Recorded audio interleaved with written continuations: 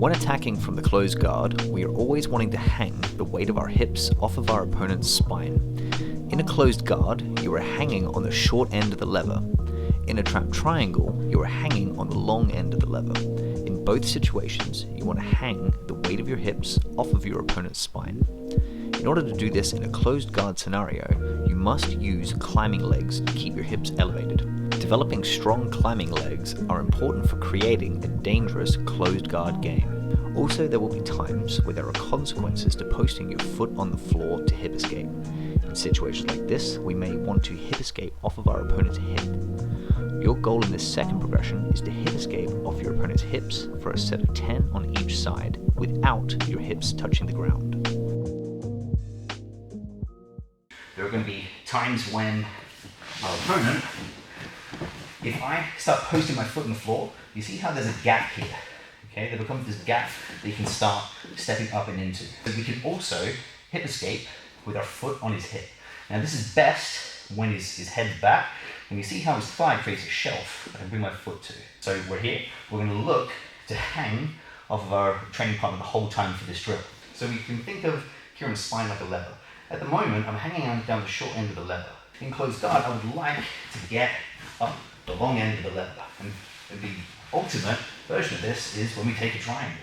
We're hanging right at the end of the lever.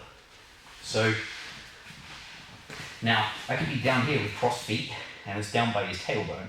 So you see how I'm hanging right at the end of the lever. So I prefer to use long hooks. So I take my leg, I externally rotate, and I hang off his back here. So you see how this leg is completely unweighted. I can perform pass-offs without my hips coming down to the mat. This is really important for when I want to climb up my opponent's back. So you want to develop good climbing legs. Now from here, I'm using the climbing leg and I take my leg off and I go to his hip. Again, we just do the exact same thing. We round our shoulders, get onto the point of our shoulder, scoot back, thread our leg through. Okay, we then move to the trap triangle, make sure my knee is higher than his ear. My foot then comes back to his hip, onto the point of the shoulder, thread through, and we get all the way back in. This time, I'm going to use a climbing leg, so my hips remain up the whole time. I then change climbing leg to the other side, and we go from side to side. Okay, so with all of these drills, your goal is a set of 10 on each side. Now, the pass for this one, you want to be able to do 10 on each side without your hips touching the floor. Okay, always utilizing those climbing legs.